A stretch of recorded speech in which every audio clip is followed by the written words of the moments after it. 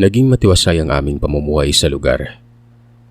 Wala nang kung anumang nilalang ang namiminsala sa aking mga kaibigan. Hindi pa rin alam ng mga tao sa amin na nanggagamot na muli si Lolo. Hindi din namin pinag-uusapan ng tungkol sa kanyang muling panggagamot. Pinananatili lamang namin itong sekreto. Hanggang sa isang araw, may pumunta sa lugar namin na nanggangalang Noel. Hinahanap nito si Lolo Doming. Hindi ko kilala ang binata na noon ay sa tingin ko matanda lamang ng 2 taon sa akin. Kagad ko namang tinawag si Lolo at sinabihan na may naghahanap sa kanya. Pagkalabas ni Lolo ng bahay ay kaagad na nagpakilala sa kanyang binata noon. "Magandang araw ho, Lolo. Ako po si Noel, apo ng kaibigan mo na si Remedio. Pinapunta niya ako dito para sana ipaabot ang paghingi niya sa inyo ng tulong. May masama kasing nangyari sa nakababata kong kapatid na si Rosie." Pasalaysay ng binata kay Lolo. Nakilala ni Lolo si Noel.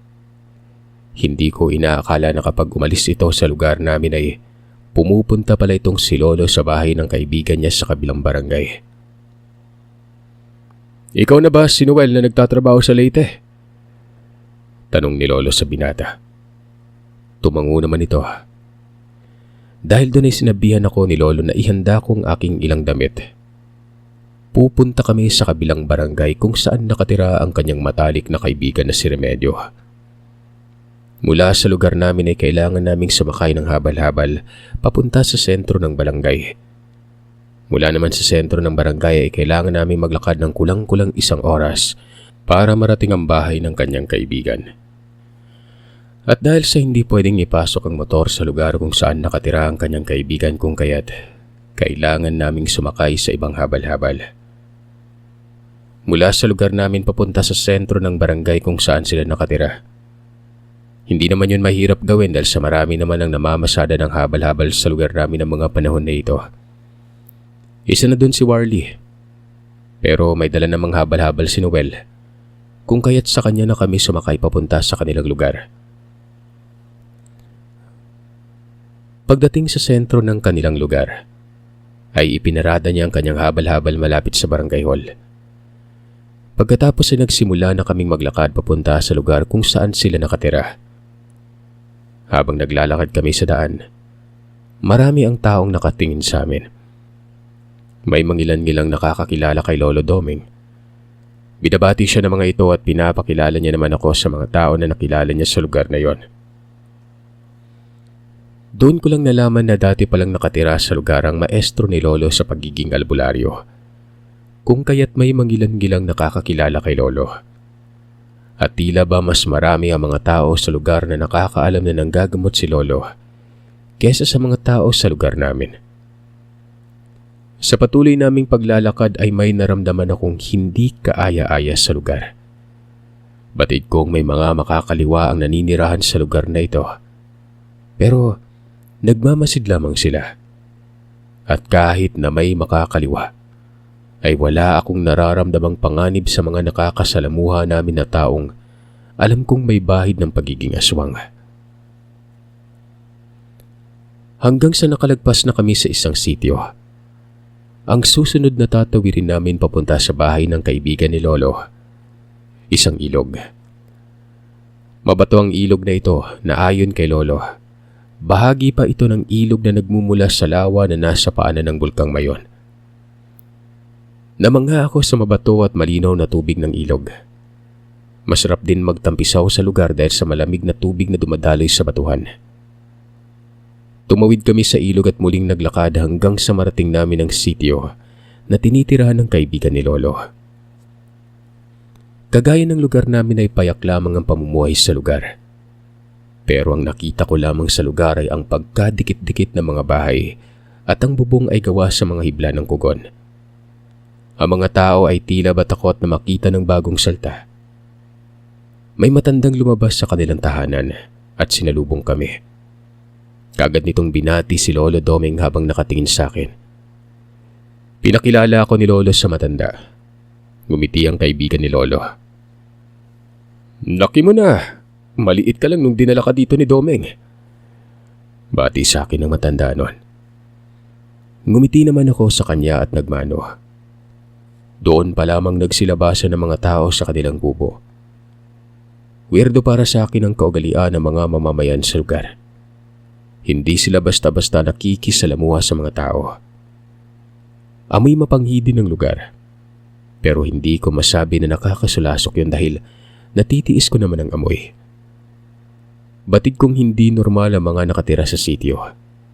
Ganun pa man na hindi ako nakaramdam ng kahit katiting na panganib sa lugar. Kung kaya't napanatag ang aking kalooban. Pumasok si Lolo sa loob ng isang kubo na nasa sentro ng maliit na sityo. Sumunod naman ako kasama si Noel. Ito yung bahay namin, Romero. Pagpasensyan mo na kung maliit lang. Ngumiti na lamang ako at sinabihan na ayos lang yan. Hindi mahalaga ang tirahan. Ang mahalaga sa akin ay ang kabutihan ng tao na nakatira sa tahanan. Tumango na lamang ito at kumiti nang narinig niyang sinabi ko. Nakita ko naman si Lolo na sinusuri na niyang dalagitan na si Rosie. Ilang sandali pa ay nakita ko na kumunot ang noo ni Lolo. Sinabi niyang may kaluluwang gumagambala sa dalagita. Hindi niya maintindihan kung bakit sa dalagita humihingi ng tulong ang kaluluwang yon. Iya, may nasaksihan ka bang nangyaring krimen na hindi mo sinasabi kahit kanino? Tanong ni Lolo. Ilang sandali pa ay rumihistro ang takot sa mukha ng dalagita nun. Kasunod nito ay ang pagtango niya. Patunay na may nakita siyang krimen. Tinanong ni Lolo ang dalagita kung anong krimen ang kanyang nakita nun.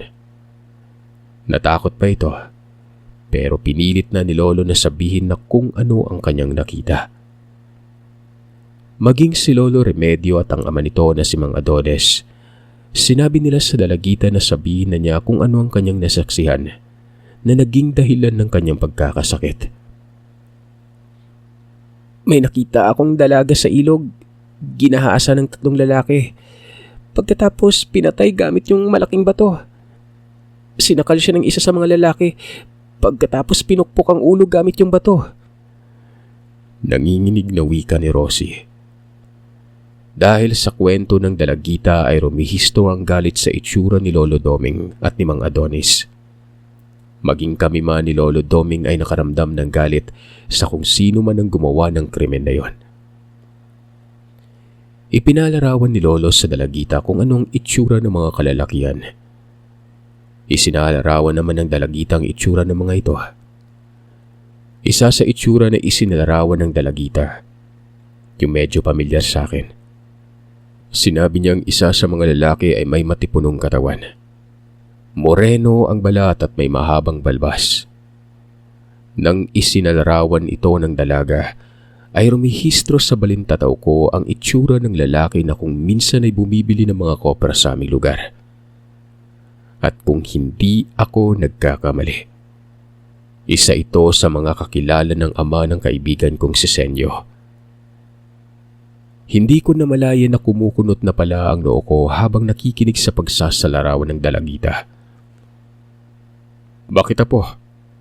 Kilala mo ba yung tao na isinasalarawan ni Rosie? Kagad ko namang sinabi kay Lolo na pamilyar. Napatingin sa akin si Mang Adonis at ang anak nito na si Noel. Sinabi ko naman sa kanila na kung minsan ay bumibili ang lalaki na yun ng kopra sa lugar namin. At kilala ito ng ama ng kaibigan ko. Dahil sa sinabi ko ay naglagay ng langis si Lolo sa kanyang palad. Idinampi niya yon sa noo ng dalagita at pinapakita niya ito. Kasunod noon ay ang pagbuka-buka ng bibig ni Lolo na tila ba kinakausap niya ang kaluluwa na sumapi dito sa dalagita. At ang huli kong naririnig ay ang sinabi niyang, "Huwag kang mag-alala. Makakamtan mo ang hustisya na nararapat. Mapanatag ka at humayo ka na magaan ang kalooban. Kami na ang bahala sa kriminal na lumampastangan sa iyo at pinapangako ko na wala na silang iba pang mabibiktima." Wika ni Lolo, habang ang kanyang palad ay nakalapat pa rin sa noo ng dalagita. Walang ano-ano ay nakita ko kung paano umusok ang dibdib ng dalagita na tila ba may lumalabas na usok sa kung saang bahagi ng kanyang katawan.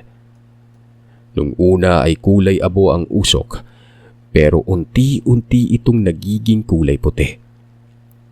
Habang naglalaho, kasunod nito ay ang pagmulat ng mata ng dalaga. Naging kalmado at bumalik na ang orihinal na kulay nito. Nagpasalamat naman si Lolo Doming at Mang Adonis kay Lolo. Ngumiti naman si Lolo at tinapik ang Ginoo. Sinabi niyang saludo siya sa pamilya ni Lolo Remedio dahil kahit may kakayahan silang hawaan ng dalagita ng pagiging aswang, hindi nito ginawa. Ngumiti naman si Lolo Doming habang sinasagot si Lolo. Alam mo na, kahit ganito ang angkin namin ay may prinsipyo din kami, Doming. Hindi tayo naging magkaibigan kung hindi magkatugpa ang ating prinsipyo at pananaw. Wika ni Lolo Remedio kay Lolo Doming noon. Humanga ako sa matanda dahil sa sinabi niyang ito. Napatingin ako kay Noel na noon ay nakikinig lamang sa usapan ng matatanda. Ang kaninang nagdadalawang isip na nararamdaman ko sa lugar, napalitan ng paghanga. Nakaramdam ako ng positibong aura at kapayapaan sa lugar. Niyaya ako ni Noel na lumabas at maglakad-lakad muna sa kanilang komunidad. Ipinakilala ako ni Noel sa mga tao sa kanilang lugar. Napagtanto ko na may mabuting kalooban ng mga tao na nakatira doon. Pero nang makarating na kami sa medyo liblib na bahagi ng sitio, doon na ako nakaramdam ng hindi maganda sa mga nakatira. May isang lalaki na lumabas sa kubo. Nakangisi ito nang nakita niya si Noel. Pero mas lumawak ang ngisi nito nang nakita niya ako. Isa pang nakatawag ng pansin ko sa lalaki ay ang sukbit nitong itak sa kanyang bewang. Ipinakilala ko ni Noel sa lalaki noon. Mang Faustino, ito si Noel, apo ng matalik na kaibigan ni Ingkong Remedio, si Ingkong Doming. Nawala ang malawak na pagkangisi ng lalaki. Binati ko naman ito na magandang araw pero tumango lamang ito. Sinabi din ito na matagal na nilang hindi nakikita si Lolo Doming. At ang buong akala nila ay namatay na ito nang nakaengkwentro ng isang malakas na aswang. Kumunot ang noo ni Noel na animoy walang alam sa mga nangyari nun. Habang ako naman ay may idea kahit papano.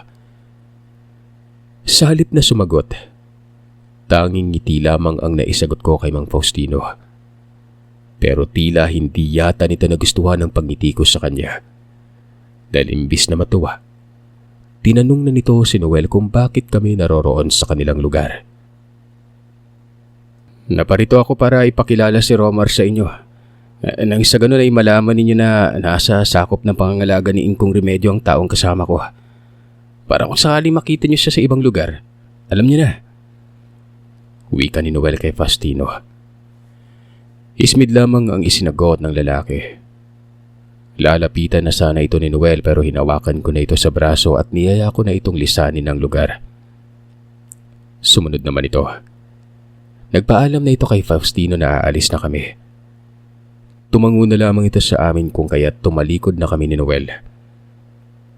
Habang naglalakad-lakad pa kami sa daan ay sinabi ni Noel na sa lahat ng sakop ng kanyang lolo Remedio, ang angkan ni Faustino ang may katigasan ng gulo. Alam din nila na nambibiktima ito ng tao. Pero dahil sa wala naman silang mahanap na ebidensya, ay hindi nila malitis-litis ang angkan nun. Tinanong ko si Noel kung kagaya na rin ba siya ng kanyang Ingkong Remedio.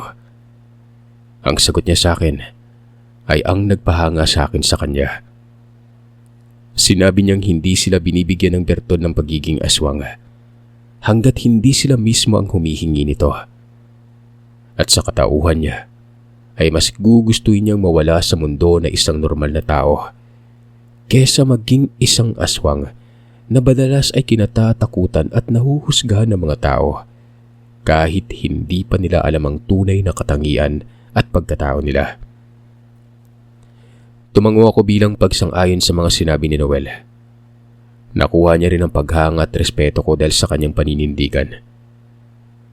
Naikwento ko rin kay Noel kung gaano ako kalapit sa aking lolo. Sinabi ko rin sa kanya na kagaya niya ay wala din akong alam sa lihim na karunungan. Ganun pa man ay tinuruan ako ni Lolo Doming kung paano maging mapagmatyag sa kapaligiran at kung paano malalaman kung ang isang tao ay mapagkanib o hindi. Tumango naman si Noel at sinabi niyang kagaya ko na maaga pa lamang nagbabiyahe na ng habal-habal. Siya naman ay bata pa lamang ay natuto na siya sa mga gawain sa bukid. Napangiti na lamang ako nang nalaman ko na hindi nagkakalayo ang katangian naming dalawa. Ang pinagkaiba lang, may kapatid ito. Samantalang ako ay nag-iisang anak lang. Siya ay apo ng aswang. Ako ay apo ng isang batikang manggagamot. Ganun pa man ay wala akong nakikitang masama kung magiging magkaibigan kaming dalawa.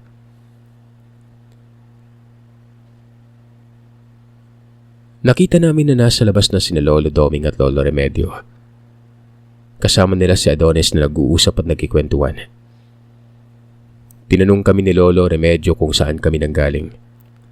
Kinuwento naman namin sa kanila kung saan kami nakarating sa aming paglalakad-lakad. Hindi ko na sana babanggitin pa sa kanila ang tungkol kay Faustino. Pero si Noel na ang bumanggit tungkol dito. Nakita ko naman kung paano nanlaki ang mga mata ng tatlo sa kinuwento ni Noel. Samantalang ang iba naman na nakatira sa mga kubo na nasa paligid ng bahay nila mga Adonis ay lumabas na rin sa pag-aakala na may masamang nangyayari sa amin noon. Nakinig ang mga ito sa mga kinuwento ni Noel. Nang walang ano-ano ay may isang binatilyo ang nagsalita. Sinabi nitong minsan na niyang nakita ang anak na babae ni Faustino na may kasamang lalaki noon. Alam niyang nasa ilalim ng orasyon ng lalaki na ito. Hindi ko na nakita o narinig kung ano yung ginawa nila sa lalaki kaya hindi ko na po sinabi sa inyo. Wika pa ng binatilyo na nakilala ko sa pangalang Eric. Tumango naman si Lolo. At maging si Lolo Doming man ay tanging buntong hininga na lamang ang ginawa. Sinabi nito na mahirap ang magbintang kaya mas mainam na manahimik na lamang. Tumango naman sila mga Adonis at Lolo Remedio. Kung kaya't ibang bagay na lamang ang pinag-usapan namin. Hanggang sa napunta ito tungkol sa krimen na nasaksihan ni Rosie. Tinanong ako ni Mang Adonis kung maaari ko ba siyang samahan para kilalanin ang lalaki na kinuwento ng kanyang anak. Pumayag ako. Sinabi ko sa kanya na may bentahan ng kopra sa lugar namin. Kinabukasan, kaya maaari itong pumunta. Magkita na lamang kami sa labasan kung saan nilalagay ng mga magkokopra ang kanilang produkto. Hindi naman na kami nagtagal pa ni Lolo sa lugar. Hapon na ito at malapit ng magtakip silim. Kaya ramdam na namin ang pag-iiba ng mga aura sa paligid. Hindi naman ito nakakabahala. Meron lang talagang kakaiba. Hinatid kami nila Noel sa barangay kung saan kami nakatira. Sa labasan na lamang kami nagpatid ni Lolo para hindi siya gabihin ng gusto sa kanyang pag-uwi nun. Pagdating namin sa bahay ay nadatnan namin si Papa na nasa bakuran, naghihintay habang nagkakape. Nakita ko na napanatag siyang makita niyang nakauwi kami ng maayos ni Lolo Doming. Kaagad na nagtanong si Papa kung kamusta ang lakad namin nun. Sinabi ko naman sa kanya kung ano ang nangyari sa lakad namin ni Lolo. Hanggang sa naikwento ko sa kanya ang isinalarawan ni Rosie na isa sa gumawa ng kahalayan sa babae na kanyang nasaksihan. Halos hindi makapaniwala si Papa sa naikwento ko at sinabi niyang mukhang kilala niya ang tao na sinasabi ng dalagita. Kung hindi ako nagkakamali, si Roger yung sinasabing lalaki ng apo ni Manong Remedio. Wika ni Papa noon. Sinabi niya rin na minsan nang nakabili ang lalaki sa kanya ng kopra. Pero hindi na niya ito muli pang pinagbentahan. Pagkatapos madiskubre na hinaluan ng peke na pera ang pinambayad nito sa kanya. Napailing lamang si Lolo sa mga sinabi ni Papa. Maayos na lumipas ang gabi. Kinabukasan maaga pa lamang ay pumunta na ako sa lugar kung saan nila dinadala ang mga paninda nilang kopra. Pero bago pa man ako umalis ng bahay, Sinabihan ako ni Papa na ikarga ko na ang 4 na sako niyang kopra. Nang sa ganon ay may dahilan ako na pumunta at tumambay sa lugar kung saan sila nagbebenta. Sinunod ko ang sinabi sa akin ni Papa. Pagkatapos kong ikarga mga kopra ay umangkas na rin si Lolo para sabay na kaming pumunta sa lugar. Habang si Lolo naman ay nakisabay na kay Arcel papunta dito. Pagdating namin sa bintahan ng kopra ay wala pa ang mga namimili. Pero naroroon ang mga nagbebenta. Ilang sandali pa ay nagsidatingan na rin ang mga namimili nun. Nakita ko rin ang pagdating ng mga Adonis at Lolo Remedio at Noel na siyang nagmamaneho ng kanilang habal-habal. Ilang sandali pa ay may dumating na pickup. Bumaba doon ang isang lalaki na may mahabang balbas, morenong balat at may makisig na pangangatawan. Nagkatinginan kami ni Noel at pasimple kong itinuro sa kanya ang lalaki na kaagad naman niyang nakita. Sa kabilang bahagi ay may nakita akong 2 babae. Ang isang babae ay may edad na, samantalang ang isa, dalagita. Kung hindi ako nagkakamali ay anak ng ginang ang dalagita na sumusunod sa kanya. Tiningnan ko ang lalaki at nakita ko ang paglabas ng dila nito at pagbasa sa kanyang bibig. Binalingan ko ng paningin si Noel. Pinapanood niya rin ang lalaki pero hindi lamang ito nagpapahalata. Pero nakikita ko sa itsura ni Noel na hindi niya nagustuhan ang ginagawang pagtitig ng lalaki sa dalagita. Pasimple akong lumipat ng paradahan ng habal-habal sa lugar kung saan nakaparada ang motor ni Noel. Walang ano-ano ay may dumating na isa pang motor na bago. Nasorpresa ako nang nakita ko si Senyo na nagmamaneho ng motor. Kaagad itong lumapit sa lalaki at narinig ko na tinawag niya itong Boss Roger. Hindi ko na malaya na nakakunot na pala ang noo ko habang pinapanood si Senyo. Ibang-iba na ang suot nito kesa sa Senyo na kaibigan ko. Ilang linggo ko lamang siyang hindi nakita pero malaki ang pinagkaiba niya. Nandoon din si Warlie at may karga din itong kopra. Lumapit ito kay Senyo at binati ito pero sa halip na batiin ang kaibigan namin, pabalik. Tanging pagkaway lamang ang ginawa niya. Yun bang parang hindi ka close at hindi kaibigan?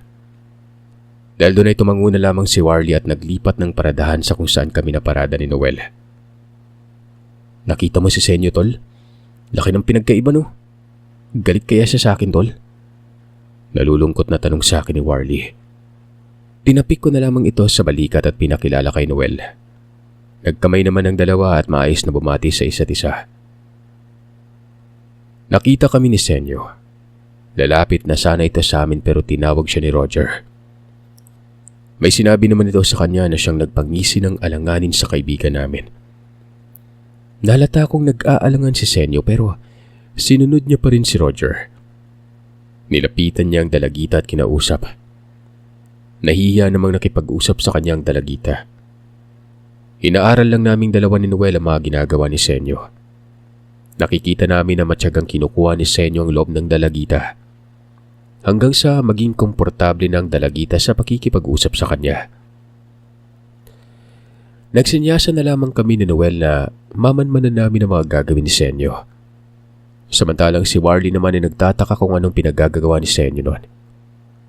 Lumingon sa akin na animoy nagtatanong kung ano ang nangyayari sa kaibigan namin.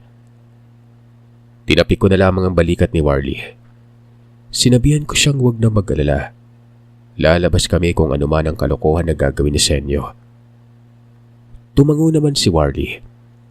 Ilang sandali pa ay lumapit sa amin si Papa. Hindi maganda yung nakikita kong ginagawa ng kaibigan niyo, Romera. Tumango naman ako. Nag-iba na si Senyo. Simula nung nag-iba siya ng mga tao na sinasamahan. Sagot ko kay Papa.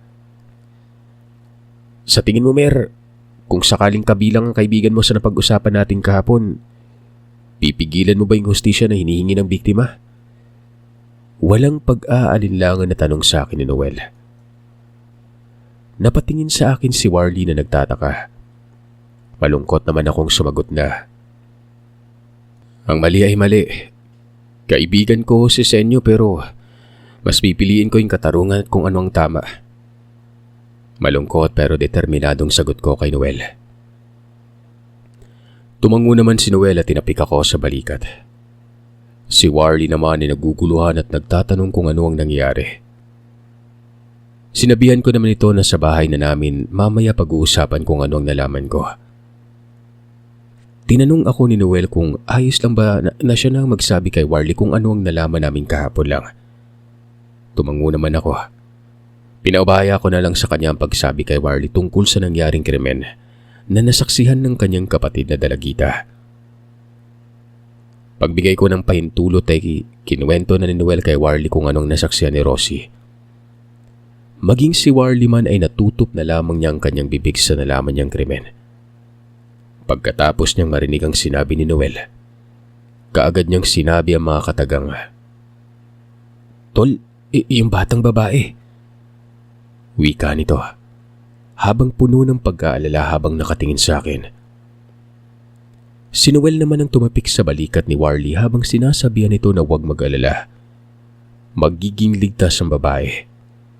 Yun nga lang ay hindi niya masasabing manatiling ligtas si Senyo kapag napatunayan na isa siya sa may kagagawa ng krimen. Tumango na lamang si Warlie.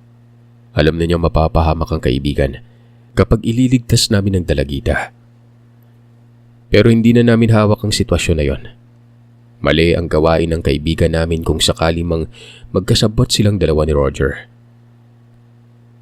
Lumapit si Roger sa tumpok ng mga kopra kung saan binabantay ng mag-ina. Binili niyang lahat ng mga kopra at halata kong panay ang sulyap nito sa dibdib ng dalagita. Hindi may pagkakaila na kahit nakasuot ng maluwag na damit ang dalaga ay mapapansin ang hubog ng katawan niya. Kinindatan pa ng manyakis na si Roger ang dalagita bago ito umalis. Sumunod na umalis si Senyo sa lugar. Pero bago ito umalis ay ngumiti ito sa dalagita noon. Bumusina pa ito ng motorsiklo niya nang dumaan ito sa harapan namin. Tinanguan ko na lamang ito at muli nang pinanood ang mag-ina. Nakita ko ang pagkailang sa mukha ng dalagita. Ganon din sa ina nito. Nang makaalis ng tuluyan ng pickup ni Roger na may kargang mga kopra, ay may lumapit na matanda sa mag-ina noon. Pasimple namang lumapit si tatay sa matanda habang kinakausap nito ang ali. Bakas ang takot at pag-aalala sa mukha ng ginang, maging sa dalagita man. Habang kinakausap sila ng matanda. Si Papa naman ang lumapit sa matanda. Nakita ko na saglit silang nag-usap ng seryoso. Ilang sandali pang nakalipas ay natapos na sila sa pag-uusap. Doon pa lamang lumapit si Papa sa kinaroroonan namin. Sinabi ni Papa na binalaan niya ang babae na mag-ingat kay Roger dahil delikado itong tao. Sinabi nito na ilang babae na ang nabalitaang nagahasa at pinatay, kabilang na doon ang kanyang apo. Wala silang nagawa dahil sa mahirap lamang sila. Binayaran lamang ni Roger ang magulang ng kanyang apo ng halagang 10,000 piso. Hindi matanggap ng matanda ang nangyari sa kanyang apo. Pero wala siyang magagawa. Wala naman siyang alam sa batas. At maliban pa doon ay wala din siyang kapera-pera. Ang tanging magagawa niya lamang ay ang magbigay ng babala sa magulang at maging sa kabataan na mag-ingat kay Roger at sa mga kaibigan niya. Tumango na lamang kami ni Warlie at ni Noel sa mga sinabi ni Papa.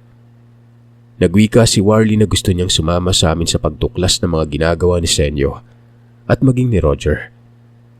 Ayoko pa sanang pumayag sa gusto ni Warlie pero sinabihan ako ni Noel na hiyaan ko na si Warlie sa gusto niyang gawin. Total ay kami naman ni Papa at Lolo ang makakasama niya. Kaya wala siyang dapat na ikatakot sa kung ano man ang mangyari. Tumango na lamang ako ng pagsang-ayon sa mga sinabi ni Noel. Nagpasalamat naman si Warlie sa kanya at nangako itong hindi siya magiging pabigat sa amin. Ngumiti ako sa sinabi nito. Interesada din ito sa lihim na karunungan. Sinabi ni Noel na magkita na lamang kami sa lugar nila mamayang hapon. Kung maaari ay doon na lamang kami magpalipas ng gabi sa kanila. Gusto sanang sumama ni Papa pero hindi niya maiwan na mag-isa si Mama. Nagwika si Warlie na pwede naming iwan si Mama sa bahay nila kung gusto talagang sumama ni Papa nun. Ayon naman kay Lolo, huwag nang alalahanin si Mama. Pupunuin niya umano ng sabulag at proteksyon ng bahay nang sa ganon ay mananatiling ligtas si Mama sa buong gabi na mag-isa lamang ito. Kinausap namin si Mama sa binabalak naming gawin. Nag-aalala ito sa kaligtasan namin pero nangako naman kami sa kanya na magiging ligtas at walang galos kaming uuwi sa bahay. Kung kaya't wala itong nagawa kundi ang pumayag na lamang. Kinahapunan, sumakay si Papa sa minamaneho kong habal-habal. Habang si Lolo naman ay nakaangkas sa habal-habal ni Warlie. Nadaanan pa namin si Senyo na nakatambay sa bukana ng sitio kung saan madalas daanan ng mag-ina. May kalayuan ng lugar na yon sa lugar kung saan kami nakatira. Nakasakay ito sa kanyang motorsiklo habang nakikipag-usap sa sakay ng isang pamilyar na pick-up. Pick-up yun ni Roger. Hindi naman kami huminto sa kung saan sila naroroon. Dumiretso kami ng pagbiyahe papunta sa lugar nila Noel. Sa isang maliit na sitio sa tawid ng ilog. Kahit na mahirap tawirin ang ilog gamit ang motor, ay sinubukan pa rin namin itong gawin. Malaking tulong ang tuyong daan dahil sa tag-init na mga panahon na yon. Pagtawid pa lamang namin sa ilog, ay kaagad na naming nakita sila Noel kasama niya ang ilang kalalakihan sa kanilang sitio. Ipinakilala niya sa mga ito si Warlie. Masaya naman kaming tinanggap ng mga kalalakihan sa lugar. Nagpasalamat din ang mga ito dahil sa pagkakaisa namin sa kanilang adikain na lipuli ng mga masasamang nilalang. Maging ito man ay tao at kaibigan. Nagpasalamat kami sa kanila dahil sa prinsipyo at dignidad nila sa buhay na kadalasan ay hindi namin nakikita sa mga normal na tao noon. Huwag kayong mag-alala, Romar. Lahat ng mga kaharap nyo ngayon, mga normal na tao. Sabi ni Noel. Napangiti ako sa kanila. Alam ko na lahat ng nasa harapan at kausap namin ay normal. Pero alam ko din na nasa paligid lamang ang mga kasama nilang aswang. Natuwa kami ng pagdating namin sa lugar nila. Ay may siga sa labas at may nakahilerang baboy ramo na bihira lamang namin nakikita. Sinabi ni Noel na nahuli nila ang mga yon. Kanina lang. Hinintay nila kami para makita namin na niluluto talaga sa lugar nila ang pagkain. Nilalagyan din nila ito ng asin. May sausawan pang tuyo na may sili at kalamansi. Napatingin sa akin si Warlie na wari ay nagtatanong kung anong uri ng mga tao ang nakatira sa sitio. Sasabihin ko pa sana na saka ko lamang sasabihin sa kanya kung ano ang klase nila. Pero si Noel na ang sumagot sa nagtatanong ng mga tingin ni Warlie. Mga aswang ang nakatira dito sa sitio. Lahat ng matatanda, babae o lalaki aswang. Maliban na lang sa aming mga kabataan, hindi pa naipapasa sa amin ang pagiging aswang ng aming magulang. Ganun pa man hindi kami kagaya ng ibang mga nilalang na kumakain ng hilaw na karne ng hayop at tao. Pinagbabawal yung ganyang kaugalian ng aming lahi mula sa aming kaninununuan. Kaya nakakakain kami ng pagkain na may asin. Kahit may toyo at kalamansi, alos wala kaming pagkakaiba sa mga normal na tao kagaya nyo. Mahabang salaysay ni Noel kay Warlie. Tumanguna lamang ang kaibigan ko pagkatapos ay ngumiti at nagpasalamat nun. Gumaan naman ang pakiramdam ko sa nakikita ko na nagkakasundo ang dalawa kong kaibigan. Sinabi ko na maliban kay Warlie ay may isa pa kaming kaibigan na nagngangalang Nelson. Pero sa pagkakataong ito ay wala si Nelson sa amin. Nasa kabilang bahay nito at nag-aalaga ng manukan, kaya bihira na lamang ito kung umuwi sa lugar. Sinabi ni Noel na magaling akong pumili ng kaibigan. Ngumiti na lamang ako habang abala sa pagkain ng inihaw na karne ng baboy ramo. Ilang sandali pa ay lumabas ng bahay si Rosie at nakisali sa amin. Sa wari ko ay may kakaibang gandang dalaga.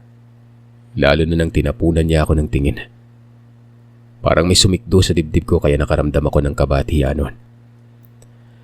Kakausapin ko pa sana si Warlie at kunyari ay ipapakilala sa dalaga pero dumating ang isa sa mga kasama ni Noel. Sinabi nitong namataan na nila ang sasakyan na paparating sa tabing ilog. Nakasakay sa sasakyan ng 3 lalaki at may kasama silang dalagita. Ang isang lalaki ay halos kaising edad lamang umano namin ni Noel. Lumakas ang pintig ng dibdib ko. Malakas ang kutob ko na si Senyo ang isa sa mga kalalakihan. Nagsipulasan kami na nakaharap sa apoy at nag-iiyaw. Maging sa grupo nila Papa at mga Adonis ay ganun din. Sabay-sabay kaming pumunta sa tabing ilog para makita kung ano ang nangyayari. Tamang-tama namang nakarating kami sa pangpang ng ilog at nakatago sa malaking puno ng akasya nang narinig namin ang boses ni Roger. Inuutusan nito si Senyo na kaladkarin ang babae palabas ng sasakyan. Nagsisisigaw naman ang dalagita. Humihingi ng saklolo. Pero sinasabayan ito ng pagtawa ng lalaki noon.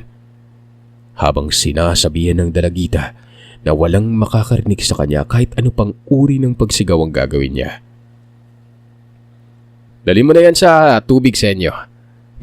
Gusto kong subukan na makaliig ng birhen na babae habang nasa tubig. Sabi ni Roger. Lalabas na sana si Papa para pigilan ang lalaking yon pero hinawakan ito ni Mang Adonis at sinabihang hayaan na ang kasamahan niya ang humarap sa kanila. Manood na lamang kami sa kung ano ang mangyayari. At yun nga ang ginawa namin. Nang handa ng ilublob ni Senyo ang dalagita sa ilog, biglang nag-ingay ang nilalang sa paligid. Iba't ibang uri ng nakakakilabot na tunog ng hayop ang humuhuni nun. Nang walang ano-ano ay isang napakalaking aso ang biglang tumalon sa bubong ng sasakyan ni Roger. Habang ang isang aso naman, nasa ibaba ng sasakyan nito. Sinisira ang cable ng sasakyan. Kita namin ang takot at pagkabigla sa mukha ni Roger habang binubunot nito ang baril na nasa kanyang tagiliran. Pero bago pa man ito makabunot, ay may biglang sumalakay sa kanya na malaking ibon. Tumilapon si Roger at bumagsak sa batuan. Tumama ang ulo nito sa bato at kaagad na nabiyak sa lakas ng pagbagsak nun. Natigilan ang mga kasama niya, habang ang babae naman ay sinamantala na ang sitwasyon para tumakas pero hinawakan siya ng lalaki sa buhok nito, hinila ng malakas nun. Pero bago pa man tuluyang mahila ng lalaki ang babae, muling sumalakay ang malaking ibon. Itinulak ng malakas ang lalaki. Tumilapon ito sa kabilang bahagi ng malaking bato, kung saan tumilapon din si Roger. Kagaya ni Roger ay bumagsak ang ulo ng lalaki sa malaking bato. Nabiyak ang ulo nito at natapon ang bahagi ng utak niya nang nabiyak ang kanyang bungo. Ang huli ay si Senyo. Pumikit na lamang kami ni Warlie ng aming mga mata. Ayaw kong masaksihan ang kalunos-lunos na dadanasin ni Senyo sa kamay ng ibon na aswang. Narinig na lamang namin ang malakas na pagbagsak sa batuan ng sinabi ni Noel na patay na ang kaibigan namin. Hindi na ako muli pang tumingin sa batuan. Ang tanging nakita ko na lamang ay ang tubig na nang mistulang ilog ng dugo. Dahil sa mga dugo ng 3. Habang ang babae naman ay nilapitan ni Mang Adonis at dinala sa kanilang kubo nun. Habang wala pang malay ang babae, pinauwi na kami nila Noel. Ito na mismong nagatid sa amin kasamang ilan pang kalalakihan sa kanilang sityo. Hindi na namin alam kung paano kami nakarating sa lugar namin sa maikling panahon. Bago bumalik sila Noel sa lugar nila ay sinabihan niya kami na huwag mag-alala dahil makakauwi ng ligtas at walang galos ang dalagita na nasagip namin noon. Kinabukasan ay maaga pa lamang nagising na ako dahil sa pagtapik ni Warlie. Nagpapaalam na itong uuwi na sa kanila. At ang nakapagtataka ay ang pagtatanong nito kung saan ba kami nanggaling at bakit sa bahay na siya inabutan ng umaga. Napamaang naman ako at hindi na nakasagot pa. Kung kaya't si Mama na lamang ang sumagot na may pinuntahang handaan si Warlie. Nalasing ito kung kaya't hindi na nakauwi pa. Napailing na lamang si Warlie habang kumakamot ng kanyang ulo. Habang ako naman ay nagtataka kung bakit walang maramdaman ang kaibigan ko Doon ko naalala na may kakayahan ng mga aswang na magbura ng memorya ng mga tao na hindi nila lubos na pinagkakatiwalaan. Kung kaya't naisip ko na si Mang Adonis ang may kagagawa ng pagkawala ng memorya nito. Hinihintay namin na may lalabas na balita tungkol sa sinapit ni Senyo. Pero natapos na lamang ang araw at ilang linggo. Wala. Walang Senyo, walang Roger. Dahil doon ay tumahimik na lamang ako. Hanggang sa isang araw, umuwi si Nelson sa lugar namin. Sinabi niyang naghahanap siya na makakasama sa trabaho nila sa kabilang bayan. At napag-usapan namin ni Warlie na sumama sa lugar para sumubok ng ibang uri ng trabaho. Nagpaalam ako kay na mama at papa at pumayag naman sila pero bago pa man kami umalis ni Warlie at Nelson noon, dinasalan muna ni Lolo ang pulseras na binigay niya sa akin bilang pangontra sa mga masasamang nilalang. Lalong-lalo na pagdating sa mga aswang.